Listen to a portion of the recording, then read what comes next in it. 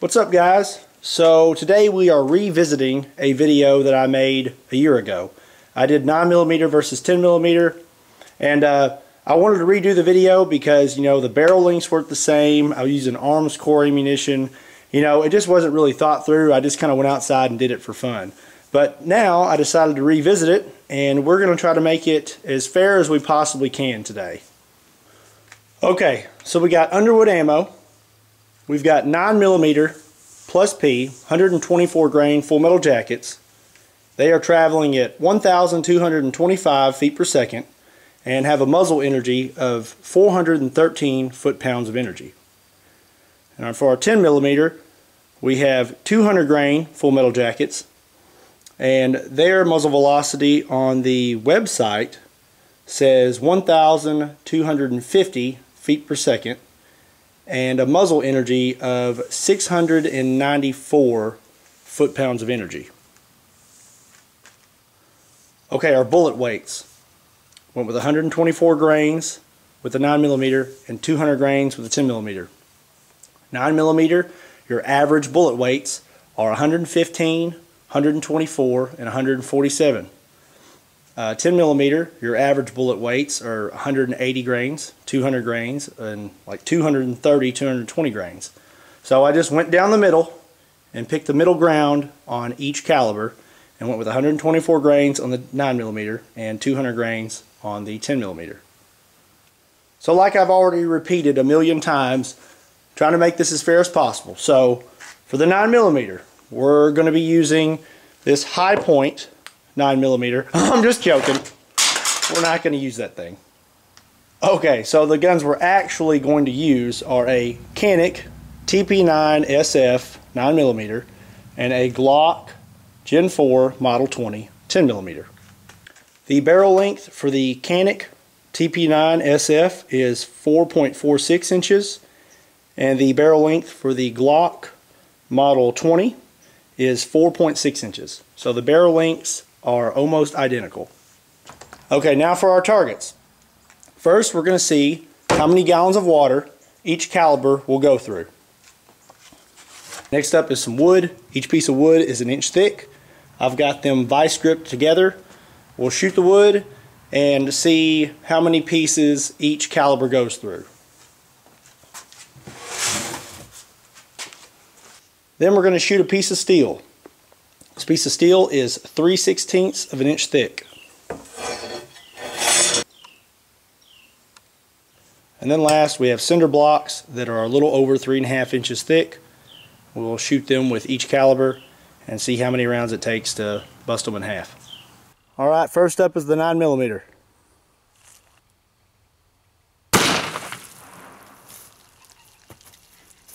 Okay, we made it through 1, 2, 3, 4,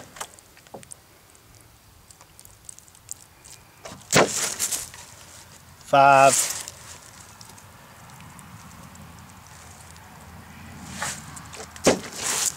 and then on our 6th jug, it went through the front, and then it looks like it tumbled and deviated out of the side. So we made it through 6 before the bullet deviated. We're going to go ahead and shoot it with a 10mm and see how many it makes it through. Alright, now the 10mm.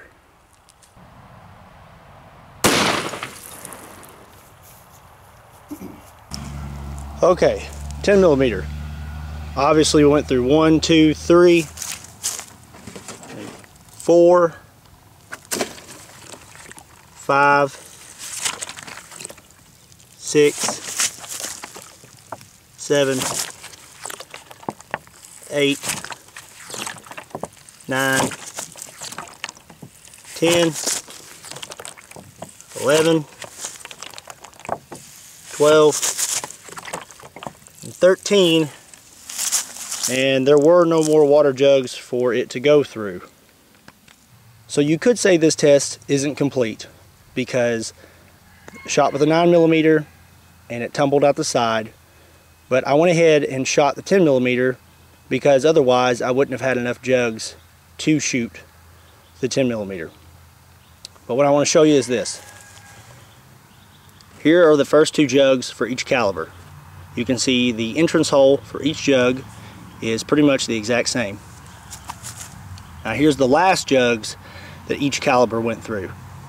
This is jug number 6 for the 9mm. The bullet did not continue to fly straight and it tumbled out the side, so you left a keyhole here. The 10mm made it through 13 jugs of water and was still flying straight and left a nice circle when it went through the last jug. Alright, next up is the wood, and first up is the 9mm.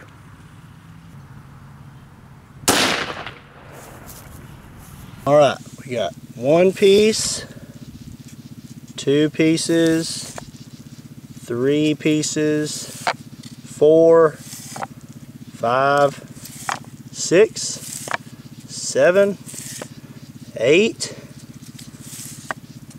8 pieces of wood. Now for the 10mm.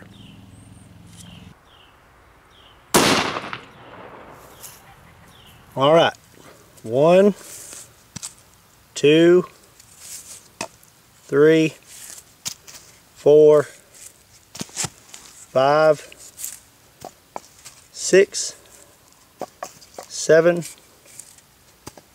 8. Well, it's stuck. 8. Alright, next up is the steel. 9mm first. Alright, here's where the 9mm hit. Here on the cinder block is a piece of our bullet.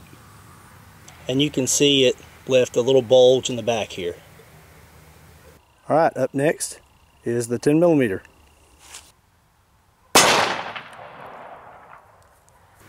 Alright, here's where the 10mm hit, and you can see it did not go through either.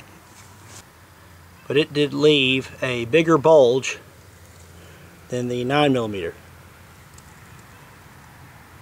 Alright, now we're going to shoot the concrete blocks.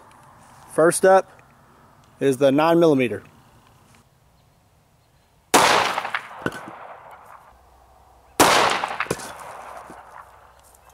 Alright, 2 rounds from the 9mm plus P. Looks like that was enough to break the cinder block. Alright, now the 10mm.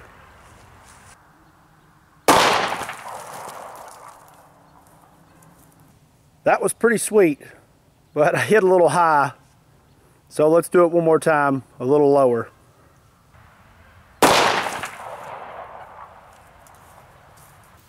Okay, so the first shot, I shot high and it blew the top off of that cinder block. Then our second shot was here and it blew a bunch off the cinder block. But I feel like I kind of fouled it up by shooting high the first time. Alright, so here's what's left from our 9mm block. It's still a nice slab of concrete. There are no cracks in it. And I'm going to shoot it with the 10mm one more time.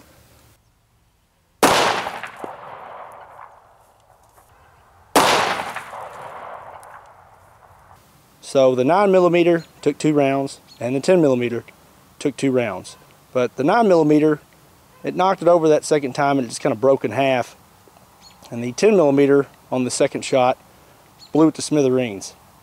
Now I kind of want to take this block and shoot it again with the 9mm because I feel like there's a chance that that block only broke on the second shot with the 9mm because it fell down. So let's go ahead and do that.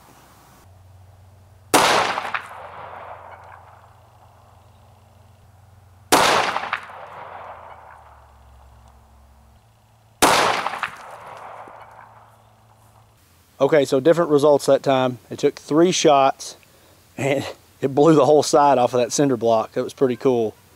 So I think the first time the cinder block may have broken half when the block fell over and hit the ground. Alright guys, well that's that. I thought that test was pretty fair. I'd say I'm more of a 10mm kind of guy, but I'm really impressed with the 9mm plus P ammunition from Underwood. That's some pretty powerful stuff. Sure, we would have had different results if we used just regular 9mm rather than 9mm plus P, but like I said, I was trying to make this as fair as possible. I'm not going to name a winner between these two calibers. That's why I made the video. I just wanted to pair these two up against each other and make it as fair as possible and just give you guys something to make your own judgment off of.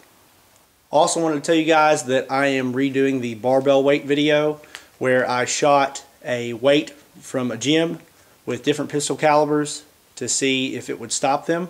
So I'm going to redo that video, so if you would, drop me a comment down below with some different calibers you might like to see in that video. Alright guys, thanks for watching. I hope you enjoyed the video. Please click the like button. And if you want to see more videos like this, we're always uploading new content, so feel free to hit that subscribe button so you can keep up with our new videos. This is Kentucky Ballistics, and we'll see you next time.